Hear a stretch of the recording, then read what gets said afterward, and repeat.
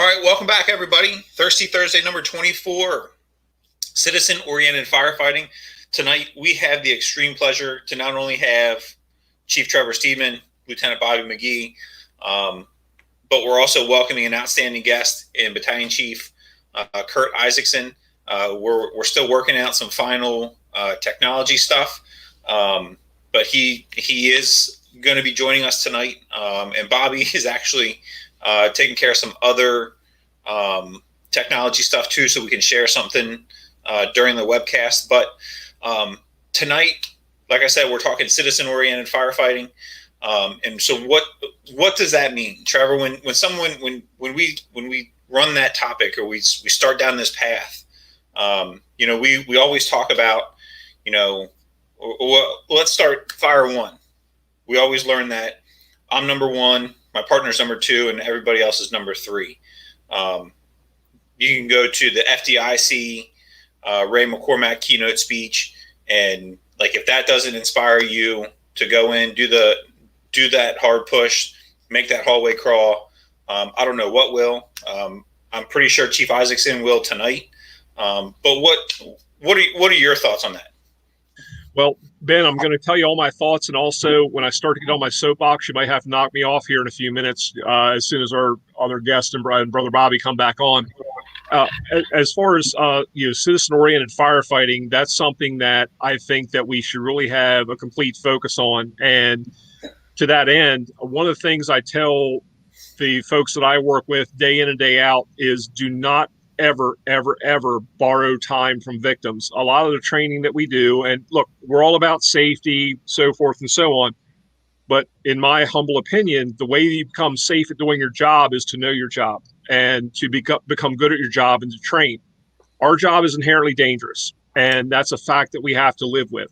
So in order to make our job safer, it's not don't do your job, it's understand your job, know the facets, know the ins and the outs, and become a master of your trade. And I see we got Chief Isakson's come on now, and I want to make sure we give our guests plenty of time.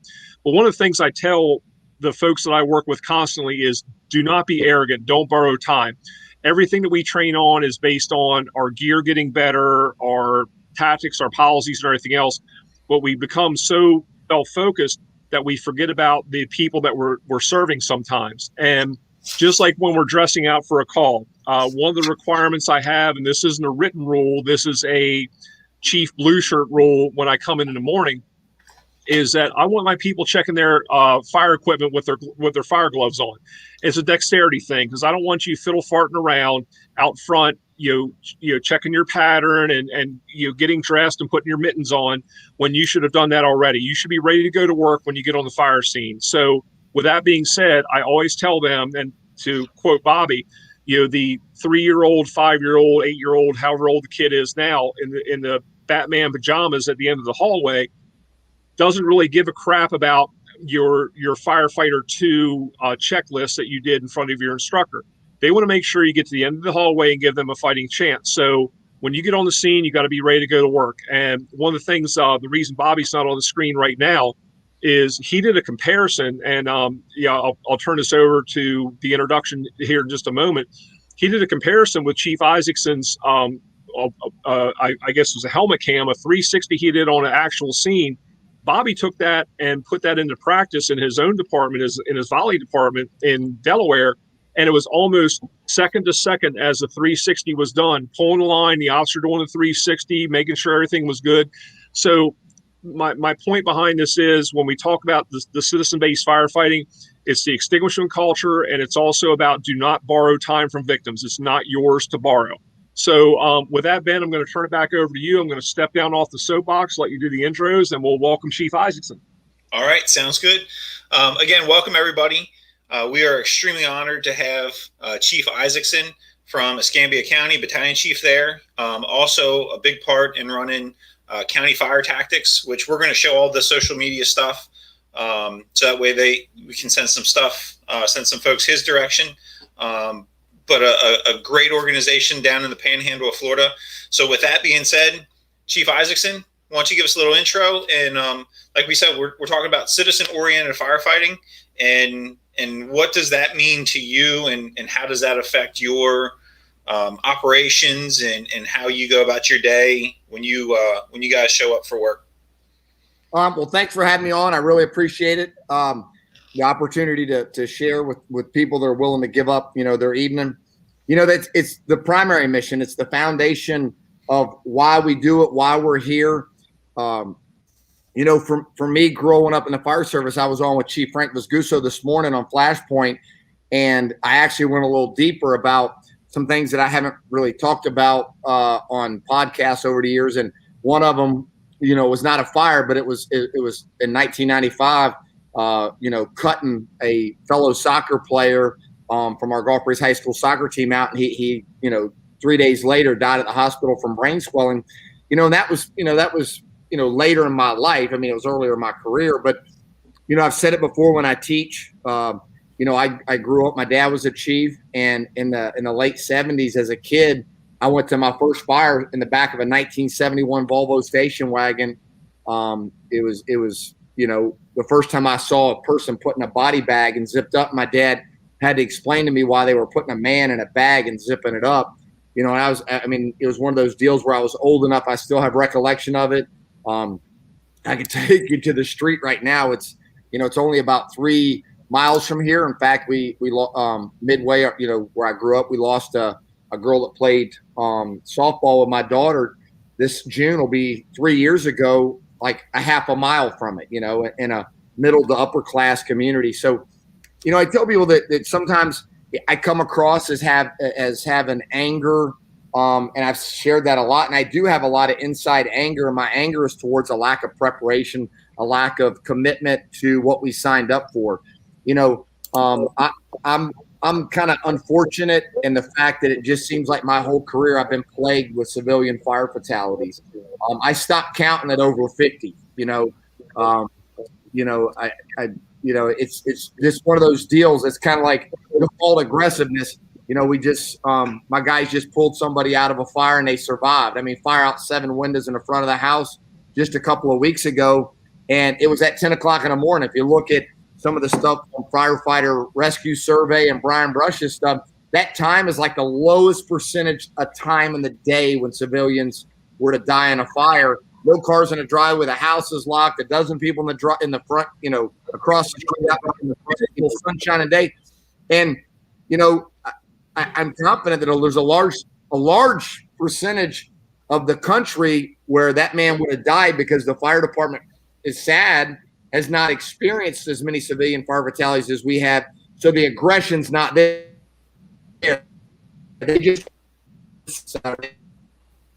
whereas the organization, we just always assume somebody's there. And that's not a great thing. It comes from a history of civilian fire fatalities, over 20 of them in a little over a year early on in the infancy of our county organization. So, when people ask me why I'm so passionate, why I'm so aggressive, it really just comes from bad experiences. It's nothing glamorous. It's not exciting. Somebody assigned the back of my company died in a 1,200-1,400 square foot house fire. When I was a kid, a firefighter died, in Midway. It wasn't a house fire, it was a wildland fire. And, so I think that sometimes failure on the fire ground hopefully develops us and drives us to minimize complacency entering into our daily thought process. And I get it. Some fire departments or some places, people, it's harder because, they're not going to fires or they're not getting emergencies. It is a little easier when, at work, everybody knows that in 5 minutes we could be going to a job because it's more frequent. But the citizen doesn't care. They just assume and expect that you're driving around. I used to say $500,000. It seems like an engine now is about 700,000 and a ladder is 1.5 million. But I actually was going to get a thermal imager out of my Chiefs buggy in the driveway just to bring in here and hold up the fact that, we have all the state-of-the-art stuff. I was just reading the latest FD10, the best monthly training magazine out there. And Jim this month chose to put understanding bunker gear. And it's talking about TP levels, and it happens to be an article from FDNY, but their thermal protection performance is a 40 to 45. Well, you cut that in half, that's seconds that you can survive in flashover. And I'm not encouraging anybody to go deeper or play with death and flashover, but in 2021, I mean, we have devices that show us how to see through smoke. We have the best technology ever, from, radios, bunker gear, hoods. And for us to not be 100% of the time is unacceptable. It's worth the risk is not about a kamikaze mission. It was never designed to sell shirts. I'll be straight up with you. I'll say it. I didn't want to get into making shirts. Shannon Stone, one of my best friends that helps me run the fire conferences, he's got tattoos all over his body. He's probably one of the coolest dudes I know. He likes swag and shit like that. He can wear a hat and it looks cool, and he wanted to do it. And, long story short, people liked it. And at the end of the day, if you're running a conference, you want to make the customer happy. So, it's worth the risk. Is not about, excuse my French, a fucking wristband or putting on the back of a shirt. I really don't care about that. I don't care about the stickers. Before I said it was worth the risk 17 years ago when I got promoted to battalion chief, my first little thing that I told my battalion when I went around to all the station was, we will be on duty when we report to work. It was so on duty was my term. And I wish, I thought about making bumper stickers or stickers that say on duty, but before it's worth the risk, I told my battalion, when we're at work, we're going to be on duty. If you're off duty and you don't want to go to fire conferences and you don't want to read, the FDTN newsletter, and, you don't want to know who Bob Pressler and Mike Lombardo is, that's fine. I don't care. And I was pretty blunt, but you're going to be on duty. And until you decide to go somewhere else and all that, regardless of, what we pay, and our firefighters still start at $10.78 an hour. But as long as we're there making $10.78 an hour, we don't have to be jumping up and down and be excited about it. We can hope the union will fight for it, but we're going to go to a fire just like, the 2nd Battalion or the 3rd Battalion in Escambia County did a few weeks ago. And a lot of those firefighters, one of them, it was his second to his last shift. He was making $11.50 an hour, served in the United States Marine Corps. Now he's in Midway. He's first due to my house, but he performed. I mean, he was running. I got video of it down the Bravo side. I'll be honest with you. If somebody would have walked up to me and gave me Vegas numbers, I'd have put 100-to-1 odds that nobody was in there, and I'd have put $10,000 of my own money on it. But that's not how we operate. And they pulled. It's on video. We showed it in the opening ceremonies at H-Rock 2 weeks ago. And it's crystal clear. We're not talking about a pot of beans on the stove. We're talking about shit was melting above his head. Fire was rolling down the hallway. He was seconds from dying. And, not just Ladder 12, but there's a podcast. We just posted it by Grant Schwabel. But the first due engine, engine 16, they rapidly stretch as much as people in the fire service make fun of the triple air load. For our department, they're fast. They put a triple air on the ground, 150-foot pre-connect. With a 7/8, the only America's tip nozzle. It looked cool. It was a little more like this one right here, brass, if you will. But they stretched it 7/8. They were putting water on the fire to maintain survivable space in a matter of seconds. We're not talking about 3 or 4 minutes to get a line stretch. They're putting water. I mean, some of the video, I think you probably saw it on social media. And Ladder 12 comes off the rig, breathing air. They came off the rig. They ran on a fire ground. John Sparrow would have been proud. Ran to the back of the building. They get to the Charlie side, and it's them small windows that are about, like 5 feet off the ground. The lieutenant was smart. He took a real quick peek around the next corner down the Delta side, saw a lower 3050 window. They went in, and it was lights out in front of their face, hoarding conditions. He wasn't in that room. Talk about training. It was beyond the door. It was been intersection beyond the door because that room, there was nobody in there. He went out in the hallway where the door couldn't even be closed because of hoarding conditions. All he sees is rolling fire, and he's right on top, of a 29-year-old, 250-pound man, completely unconscious, no clothes on, drags him back in to the bedroom, hollers at Lieutenant from Ladder 12. He comes in a window, and by then, Engine 11 and Engine 17 are there with a hose line, which we should be teaching more and more in today's fire ground based on UL studies, that VES has got to be backed up by a hose line. Not the primary attack line, but a safety line based on flow pass. I mean, this fire service, the fire ground is evolving every single day. And to think that we perfected it yet. And I brought this book out, and this is a book that my dad gave me as a kid. Now it's, his latest was Blue Book. It's probably my favorite book, man. It's Firefighting Principles and Practices. This is some foundational shit. Nobody reinvented the wheel. But we do have to be fine-tuning it with the coordinated fire attack stuff. And I'm going to let you guys talk, man. I'm just getting fired up just thinking about what we're talking about here, because I can tell you guys are doing, They took a little thing that I started that, I just got too many irons in a fire. I started with firefighterrescues.com, and, my dream and my wish literally dates back to the 90s. I'll tell you this, give me 2 minutes and I'm going to pass it back to you. In the 90s, I went to numerous fires where civilians died. And at the time, I couldn't talk about it because lawsuits probably could have happened. But I went to fires in the 90s where people truly died in house fires that to this day, I think they would have survived if our tactical abilities were better. Not even our response times. Our response times were good. We just weren't doing VES at the time in the 850. We were flowing, 60, 70 gallons a minute. We weren't flowing the 150. We weren't using, smooth bores. I was fighting for that. And I had a dream that one day we would literally get data like NIFRS came out from Mr. Coffee in the 70s. That's why NIFRS came out, is to document failure of appliances around the country and how many fires. And I wanted something that would show, because in Northwest Florida, we were literally, I was fighting, a few of us were fighting because smaller suburban apartments like this sit in the FDNY.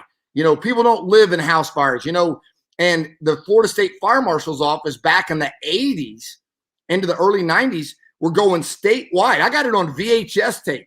VHS. Some of you probably don't know what VHS is watching this tonight, but that was before DVD. I have it on VHS tape. To this day, the Fire Marshal's Office in Florida is going around and said if you found an unconscious victim inside of a private dwelling, you were to leave them for the arson investigator for foul play. Because back then the thought process was that if they were in there, that there was foul play. And I'm not knocking it, somewhere somebody that got disturbed.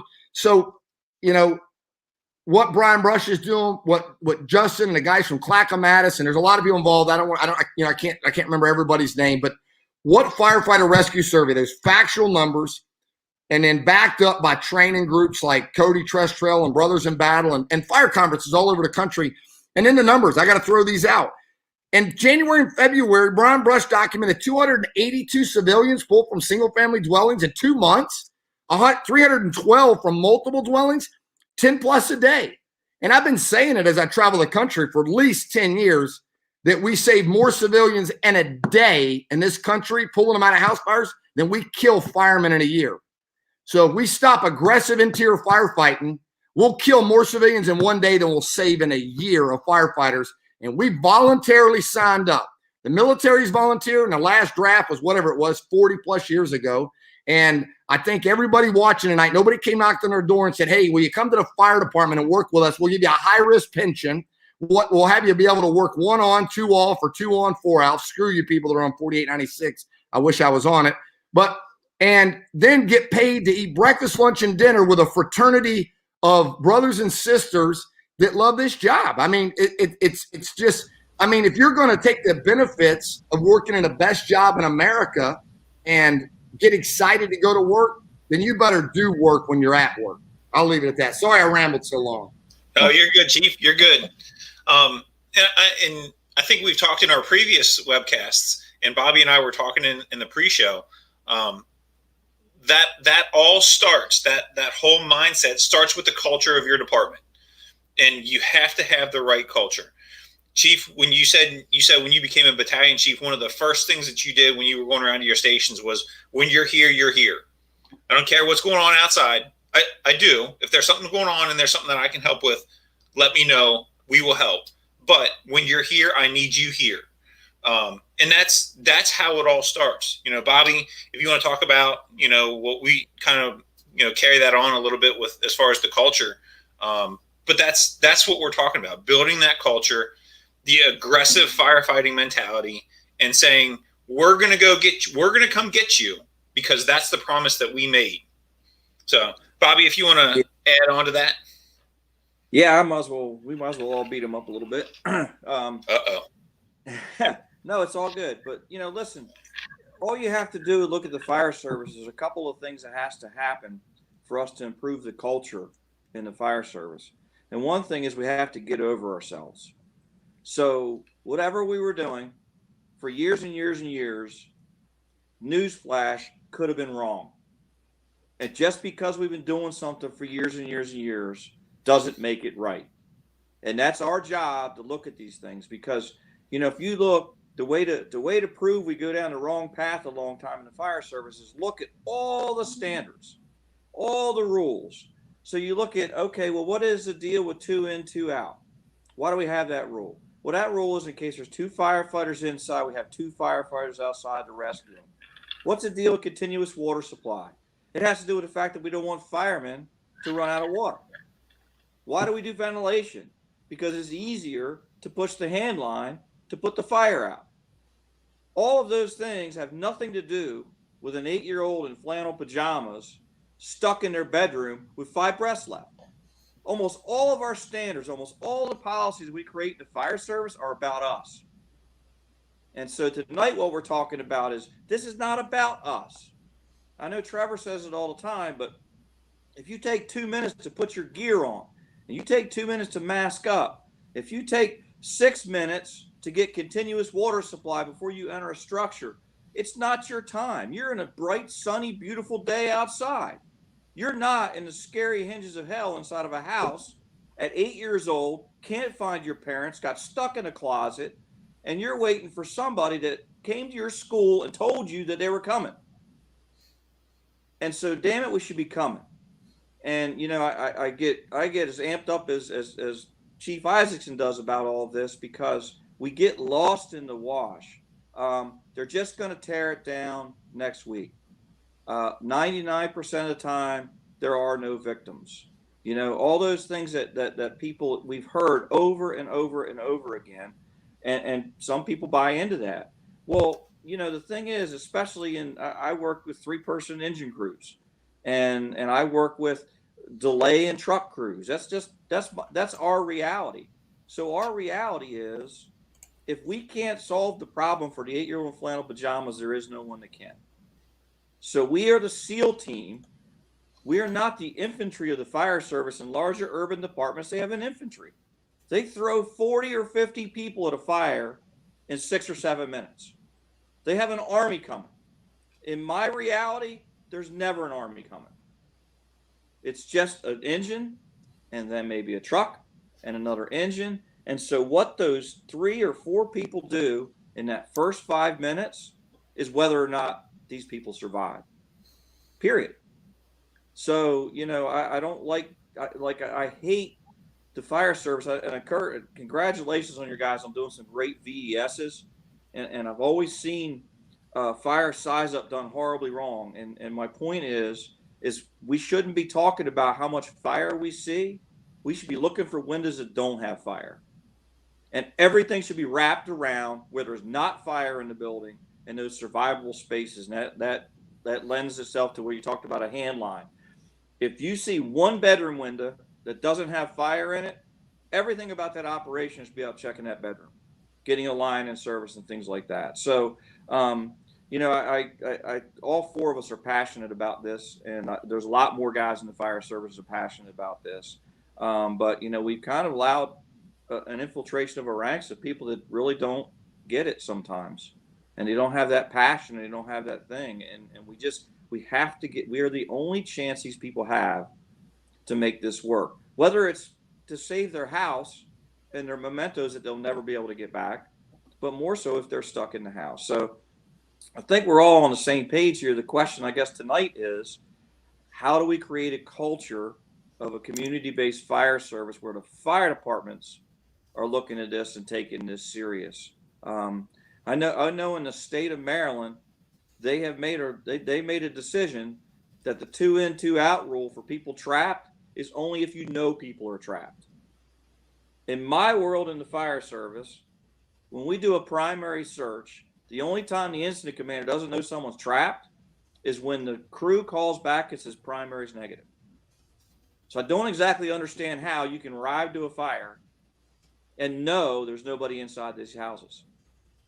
The way to do it is to check them, to go find them. So that's kind of my intro, my hello to Chief Isakson. But I mean, I think, you know, we have to stop being so selfish, you know, because the people are really expecting us to come get them. They really are expecting us to come into their houses, to have bravery, to go do the bad things that we have to do, to risk ourselves a little bit. to help them out of their houses. That's when they drive by your firehouse. I don't care what your culture is. That's what the citizens are thinking. Citizens drive by a firehouse and they expect you to come and help them, and they expect you to know what you're doing. And I at work, one more thing, and I'll turn it over to Trevor. But one more thing is, I always say, when you talk about your skills and your sets and your reps and all that stuff, if you show up and it's a high-rise fire with the 747 flew into it, there's an active shooter in the parking lot, the citizens will understand you don't know what to do. If you roll up to a single wide trailer or a single family home and you can't stretch a line or search the building, the citizens do not believe in that. They are going to be horrified by that, and we should be horrified by that. We should be able to stretch a line, search a building without getting lost and killed, do our ventilation, do our basic things and these things. And that's part of our sets and reps, is we got to focus on the basics of the fire service, the basics of what we do. And we always branch off. I mean, when I first got in, I remember it was hazmat. Every firehouse and fire engineering had these dudes walking in these suits like 8 miles down the road, some tanker in the middle of a prairie somewhere. And I'm like, and then we got into, what else we get into? Now we're into active shooter, and we're into all these different things. And the thing is, we got to have those core basics of the firefighting. That's why we're here. So sorry I ran it too, but Chief, it's your fault. You got me started. No, this is going to be a great show. Great show. Keep it going. All right, Ben, thanks. And Bobby, I couldn't agree with you more. A couple things, and I say this time and time again, I sound like a broken record. So to Chief Isakson's point, for those of you who don't know what records are, there's these big vinyl discs that used to have music on them and verbiage. But, we can't borrow time from our victims. It's not ours to borrow. You're arrogant if you're doing that. And, a lot of things, I was on an NFPA technical committee meeting, Zoom call the other day, and there's a lot of great stuff that keeps us safe, that looks out for our short-term and long-term safety with PPE, with SCBA. That's a good thing. But at the end of the day, to Bobby's point, that 3, 5, 8-year-old in the Spider-Man pajamas at the end of the hallway does not give a rusty rat's ass about our technical committee meeting and all the things that are trying to keep us safe. What are we going to do to get down the end of that hallway? And part of this, I look, as all of us here on this screen are instructors. Sometimes we do a little bit of a disservice in training. And I understand we have to have minimum standards. We have to teach people coordination. We have to teach them teamwork. We have to teach them the basics. But when we put more focus on them playing dress up, and it's important to make sure your gear is right, that your SCBA is good, your hood's good, everything else. I take nothing away from that. But one of the things that just chase my behind like no tomorrow. And Bobby, you've taught for Delaware State Fire School and for Maryland. I've taught for Maryland, and we've all taught privately. Chief Isakson, I know you've done a ton of training. But one of the things that unnerved me, even when I came to my most current department, I observed for a while and said, okay, why are you doing what you do? Well, that's what I was taught. Okay, good enough. You're a rat in a maze. I get that part. But when they come out and they're throwing a ladder and they're like, ladder coming out, looking left, looking right, looking above for instruction, that's a mental checklist. Stop doing that. You've graduated from that point. And to Bobby, to your point, when you said about that kid having 5 breaths, I actually gave him 6. And I stopped my crew right in the middle of it and said, stop. When the next person goes, you can only breathe 6 times. Well, why is that? I said, that's how many breaths that kid at the end of the hallway has. So I want to see you tell yourself if what you're doing is efficient. And when they pulled that ladder out and they were going through step by step by step, that should be part of our culture, what we do. It shouldn't be that step by step process. And nothing unnerves me more than when someone comes off of an engine or a truck or any piece of apparatus and they stop what they're doing to start getting dressed again and put their mask on. It's like, no, when you get there, you got to be ready to go to work. And that's what we expect. And, Chief Isakson, I'll say this, I don't take anything of what you do as anger. I see it as the passion and what we're trying to do in the fire service. Several years ago, and you may or may not remember this, but me and one of my colleagues had come down to Alabama to teach a class, and you guys in Escambia were very nice to us. You brought us in, fed us a great lunch. I think it was probably one of the best firehouse hamburgers I ever had. But nevertheless, it was that brotherhood experience. You could tell right away when you came into that fire station that things were about the service. It was about the job. It was about the brotherhood.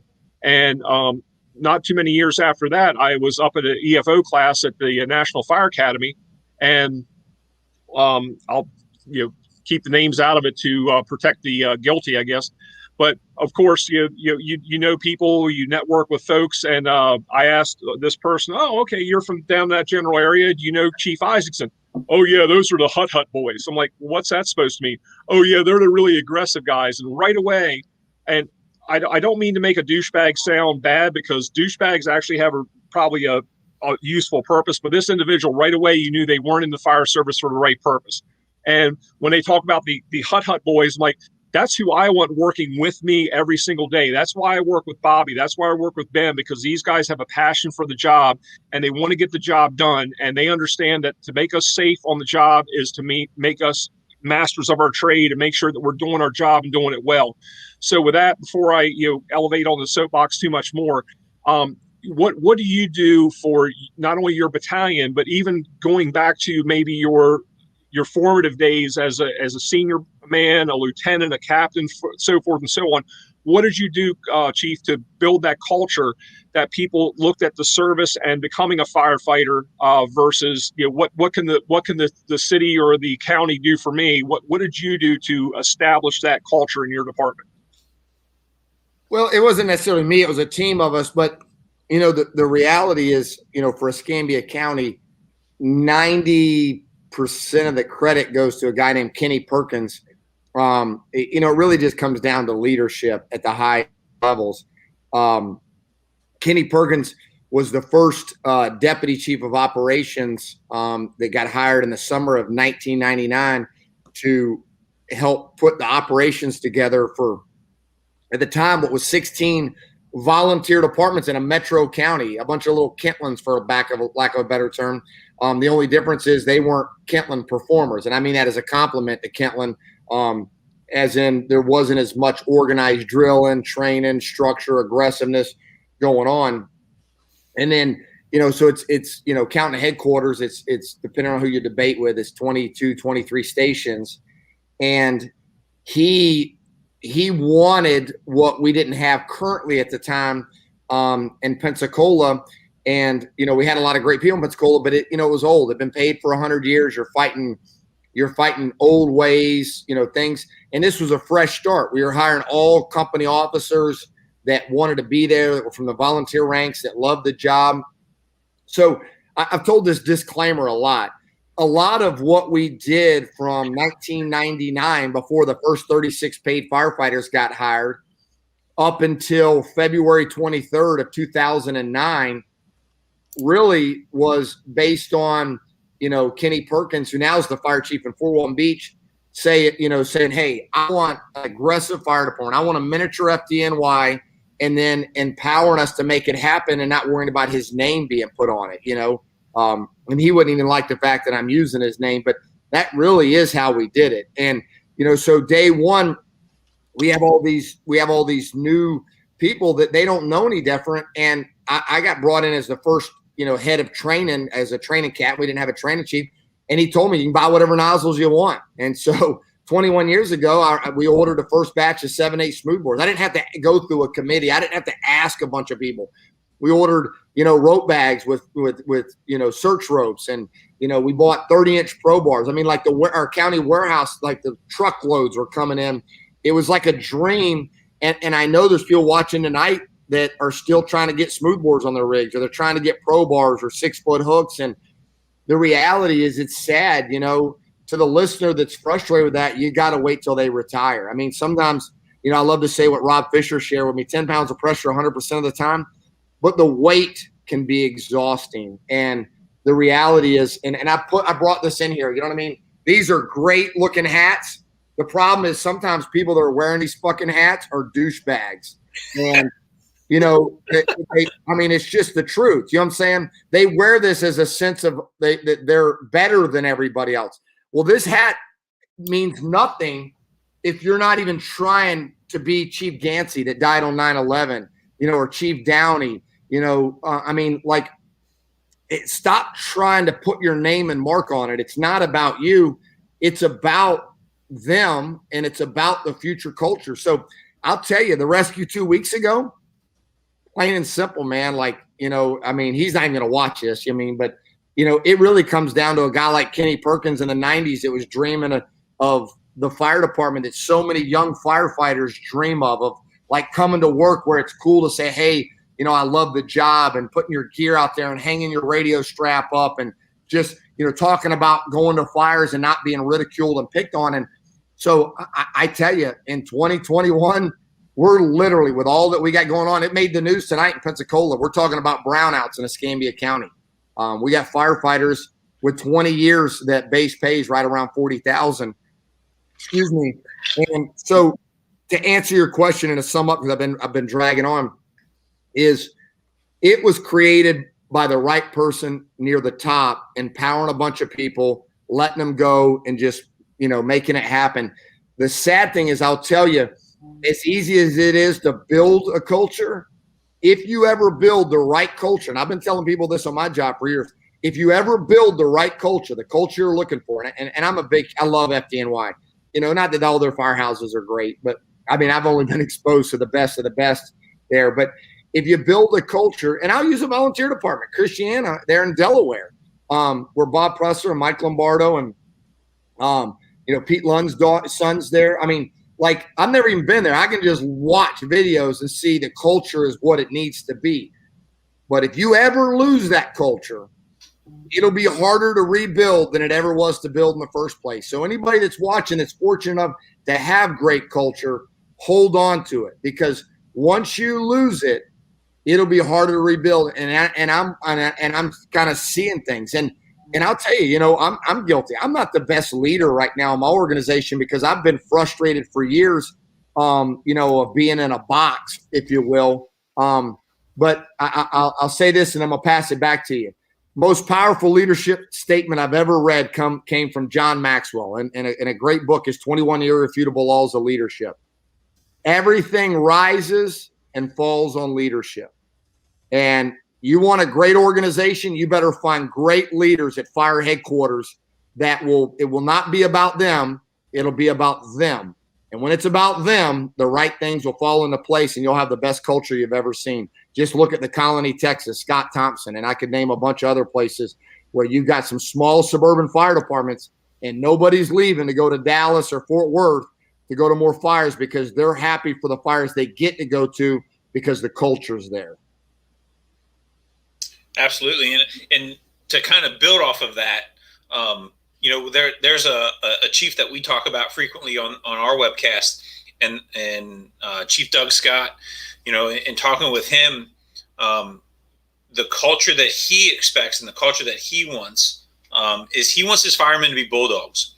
You pull up to that scene and they're chomping at the bit. They're pulling, they're pushing as hard as they can go. And the incident commander, the captain on the engine, that company officer, they're seeing the big picture. They see what they got, and it's either you let them go and do their job and great things happen, or you see that big picture and you're like, this is beyond what we can do. Like, we're going to do the best that we can, but we got to pull them back a little. But ultimately, the default is that we're going to go, we're going to do the searches, we're going to stretch, we're going to push, we're going to do what we have to do for those people at the end of the hallway. And I remember sitting in a firehouse, and we were sitting at Fire Station 3 in Ocean City, and he said that. I'm like, damn, like that's great. You know, that's good stuff. Like, be the bulldog and don't be the one where, all right, let's go. We're going to push. I understand that with the new people, you know, you're training your FTO and people, you got your probie and they don't know, but push, like, be the person that has to be pulled back, that you have to pull them back just a little bit to say, we can't go any further. But the default should be that we're going inside, we're going to do the search, and we're going to put the fire out. Hey, Ben, to your point, take that a step further. I mean, Dougie Scott, certainly somebody I love and respect quite a bit, and has a lot of great experience, and was a very honest person, not only with the people that he led, but also with himself. And Dougie explained it to me exactly like you're talking about. And when I would pick his brain, he said, look, when you're a company level officer, especially starting there, I mean, Dougie's certainly ascended all the way to the top, but he said, look, you got to look at your crew. And he meant this completely respectfully. Your crew should be dogs on a leash. And when you get there as a lieutenant or the captain of that engine company, that truck company, you've got that clip in your hand. and you got to decide whether to let the dogs run, or and even when you let them run, when you got to snap that clip back on and pull them back. He said that's the art and the science to being a company level officer. But the default was let them run until you need to pull them back. It wasn't to pull them back until you need to let them run, because then you're behind the 8 ball. So just to kind of augment that point that you're making, that's how Dougie explained it to me, and it made perfect sense in my mind. Yeah. You remember, the old saying, a fire officer in a good fire department has got a leash. And so a leash is really good at pulling people back and ain't worth a damn pushing them forward. It's true. So, There's my little moment.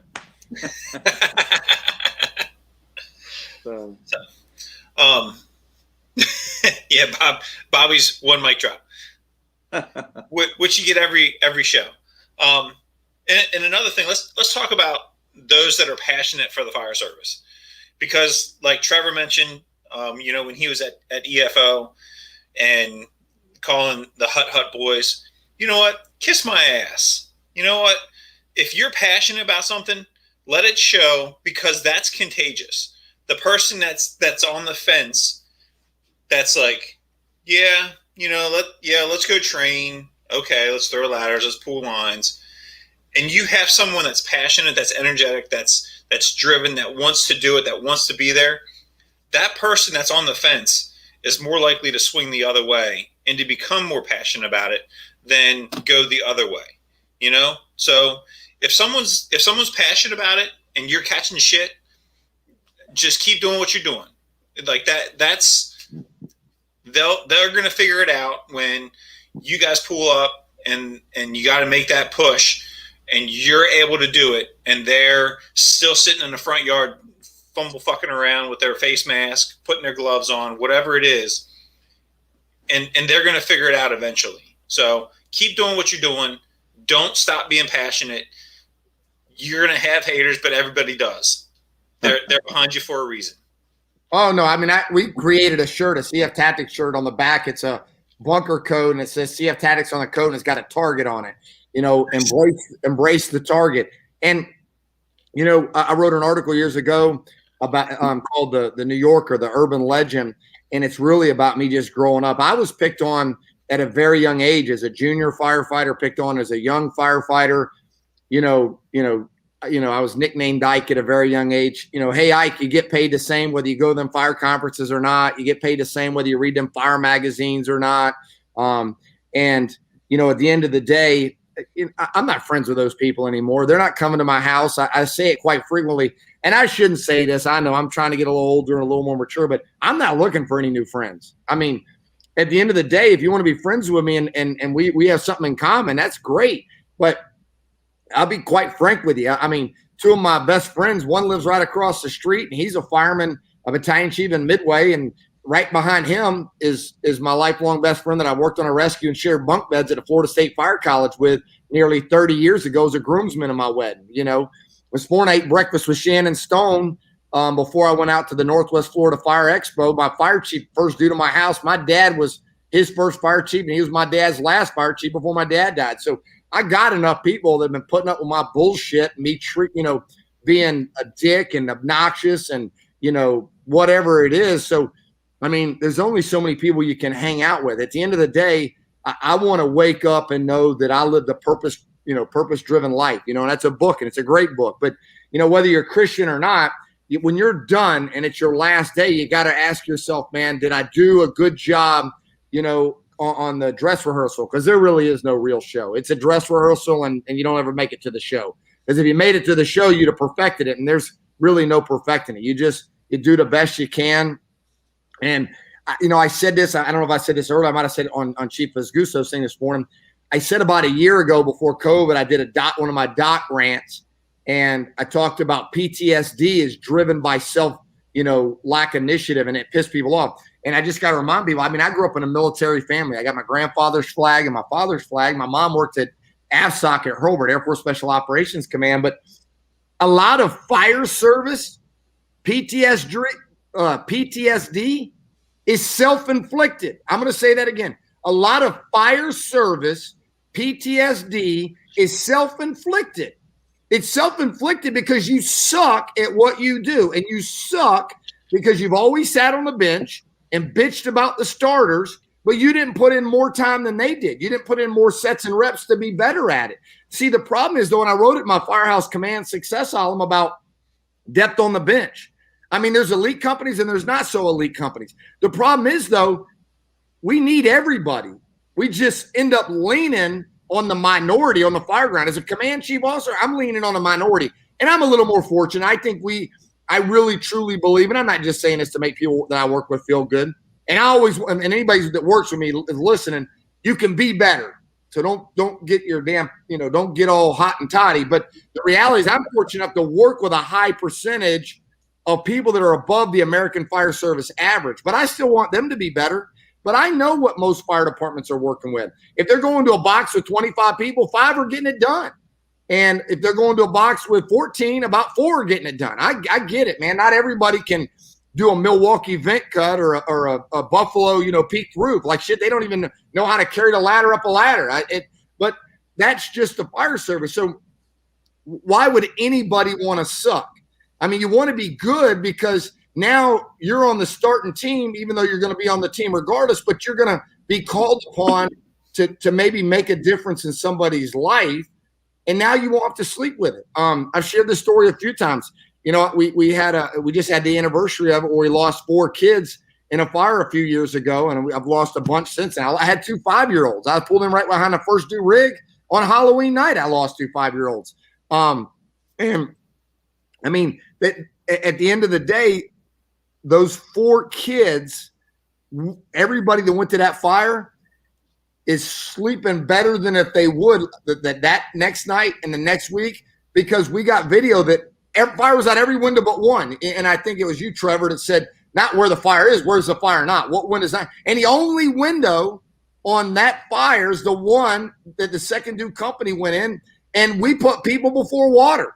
I mean, we literally had a house that was well over 75% involved.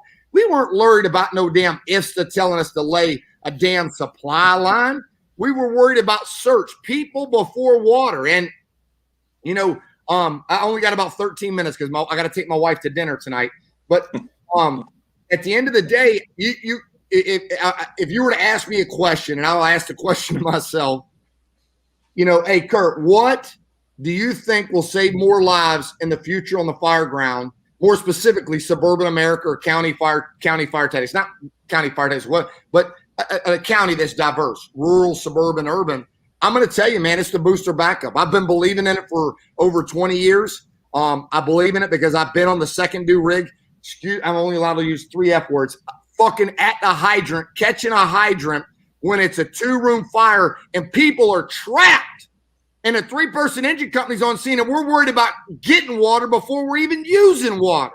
I mean, that's the biggest bogus crap I ever heard of. And it's just regurgitating because somebody's dad's grandfather said it. And we've got to stop doing that, man. And I'm telling you, people that are on the national circuit teaching at professional development conferences have got to get off their ass and open their mind to water application, really truly know what 500 gallons will extinguish. And to be teaching, like, we got more people posting on the internet and social media about water supply. I get we need water, but what we need is somebody getting their ass in the building, doing a search, whether it's Bobby's 5 breaths or Trevor's 6 breaths, whatever it is, and getting their ass out of the building. I'll tell you, man, I'm fucking done going to fires and putting people in body bags. I'm done with it, man. I don't want to get emotional in here, but I'm over it. I really am. I can tell you, I'm not looking to retire. I love going to fires, but I'll be happy the day that I know that I don't have to go to another fire and somebody didn't make it. And I'll say this: smoke detectors are still a priority for me. I mean, I don't go to a call as a battalion chief where I don't get on the radio and call them, did you check for an operational smoke detector? We check on every fire call. We install them. We got drilled. We got smoke detector bags. I got detectors in my Chief's buggy, and smoke detectors save lives. I've said it before. My dad was selling Master Guard smoke detectors in the 70s. 70s. My first paid job, I was a fire inspector. So I believe in fire prevention. I believe in smoke detectors. So I'm not that salty, ghetto, burn up helmet firefighter that just cares about burning my gear on. I mean, I love going to fires. Yeah. But I also love going to fires where I feel like we made a difference and nobody died. I mean, and that number hovered around 3,000, and we're getting it down to 2,000. But shit, man, I'd like to get it consistently under 2,000. And I think we can do it by putting people before water and getting two companies in departments that don't run dual houses, getting water on a fire and getting a search. UL's coordinated fire attack, I get it. I was on the panel. It's about time and ventilation with water application. But in the future, what coordinated fire attack needs to be is the right amount of water on the fire with simultaneous search operations of survivable space. There's nothing. It's that simple. It really is. There's nothing else about it because the time is not on our side anymore with the products of combustion, the smoke, the contents, building construction, not of yesterday or today, building construction of tomorrow. So I will tell you this, and then I'll pass it back to you guys. I know it's easy for us to be negative, but we're winning. And I'm not just, and I'm going to write that down. I'm going to write shit down. I truly believe that we are winning. And, one of my best friends and mentors and started the first conferences 11 years ago is Ray McCormick. And him and I were very frustrated with UL when they first started the exterior fire attack thing. Him and I did, hours and hours of talking, in person, and we felt that, they put the cart before the horse. But UL's done a phenomenal job turning things around with the interior attack study and the coordinated fire attack study. And to have, Ray and I, and there's other people, but I don't want to, throw them under the bus. I'll throw Ray under the bus. He'll still be my friend.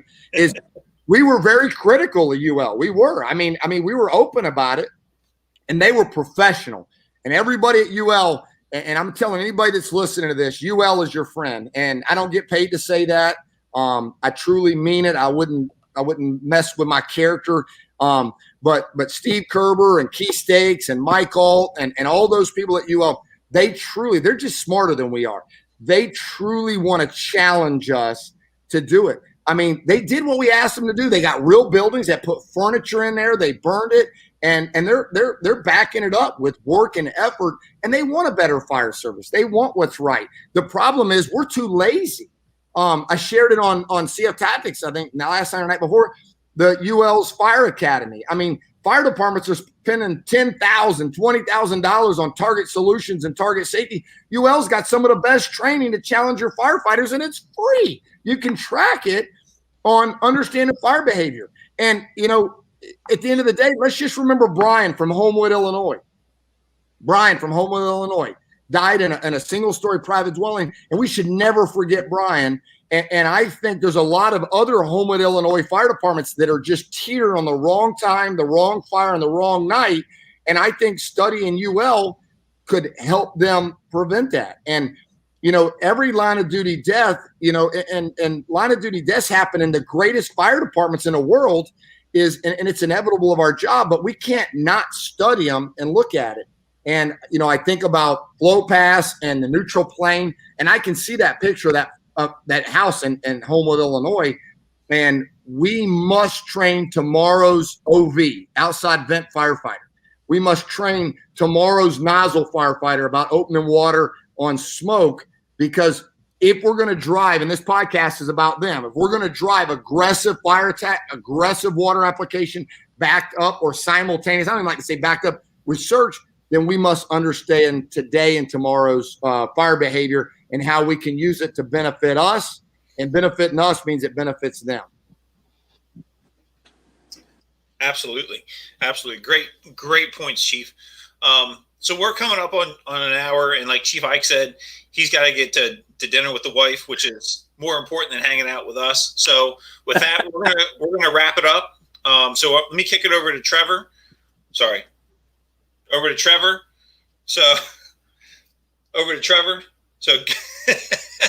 Trevor, why don't you give us your final thoughts, and then we'll go around the horn one more time, and then we'll wrap this up. Absolutely. I'll keep this brief. Chief Isakson, thank you so much for coming on and sharing your thought process and your input with us. This is what it's all about. And I just want to draw people's attention to this, whether they pick this up or not. When Curt was talking earlier, and this wasn't a scripted or intentional thing, but excuse me, but when he said, I lost two 5-year-olds on Halloween night. That's the mindset we need to have. It's not, oh, well, here's a statistic, here's the numbers, here's this. What are we doing better to make sure that we're getting water on the fire, that we're doing the job that we've been trained to do, and that we're actually performing the service that the people expect? Granted, we know we didn't start that fire. We know we weren't responsible for all the things that led up to it. But once we receive that call, then it becomes it's in our hands, and we need to do the best we can to get in there and do the job that we've been trained to do. And when it comes to the learning about fire behavior, we have an abysmal history. And Bobby, you've done a lot of work on this as well. When it comes to our basic firefighting, and I ask this question constantly in like the SCBA classes and some of the other things that I teach. I'll say, how many hours of fire behavior, formal fire behavior training have you received in your firefighting career? And most people will look and say, well, we had some in firefighter 1, firefighter 2. Standard has 3 hours. And part of that is you learn about triangles, tetrahedrons, and stand up, sit down, that when you stand up, it gets hotter. When you sit down, it gets cooler. And we talk about thermal balance and all that kind of happy horse crap. But the bottom line is you as a firefighter, you as an officer need to understand the dynamics of fire behavior, that when you get on a scene and you do that 360, you know how to read a building. And we do a very piss poor job in the fire service. This isn't an indictment of anybody, but we need to do a better job of training our company level officers to be able to read buildings and make good tactical decisions. And that if we have one window that does not have fire in it, that might be a survivable compartment in that building that we go in. Quit looking for these cookie cutter strategies and tactics and SOPs that say, okay, when we first get there, we're going to fire up a PPV fan and we're going to hit it hard from the yard, or well, I'll keep the rest of it out of this. But the bottom line is, understand fire dynamics, understand building construction, understand your job as a firefighter, as a fire officer, as a battalion chief, as a chief officer.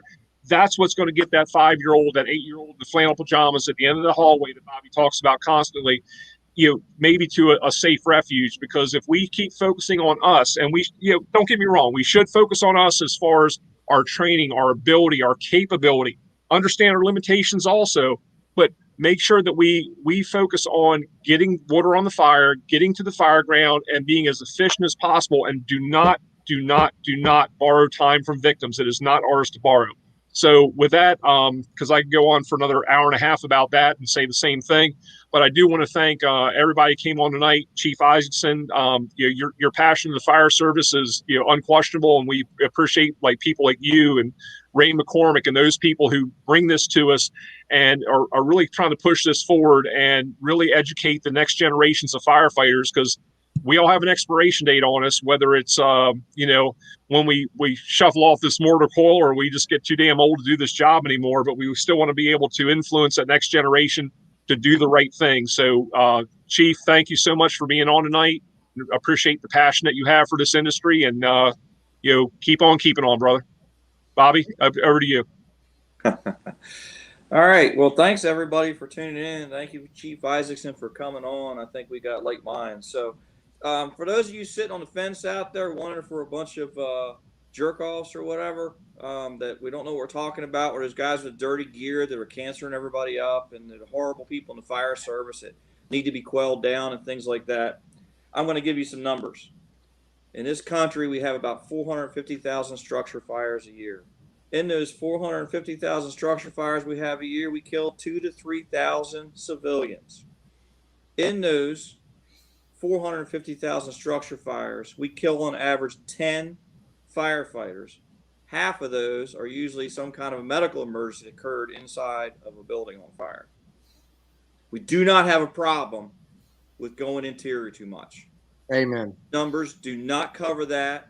So when you're thinking about it and you got someone going across the country teaching you about standing outside and lobbing water with hopes and prayers and telling you that's the right thing to do because it's no good going inside, you recite those numbers to them and tell them why they're like that. Okay? And one thing that Ben talked about I wanted to cover and finish up is he talked about the passion the guys with fire in the fire service. And I see the guys sitting on this panel. I see it like, when you do a campfire outside, you get that really nice and dry seasoned wood, and that thing is burning great, right? And you take them old, nasty, wet ones that haven't been seasoned yet, throw them right on top. That's what happens in the fire service. There's all wet ones trying to drown out the people with the passion. So if you have this passion and you feel like you're getting drowned out in your own local fire department, I implore you to go out and teach. Start off with your company drills. Reach out to companies like Trevor's, Curt's, anybody else. Learn a trade, learn really good skills, and go out and teach. Because when I teach in-house, 80% of the guys don't want to be there.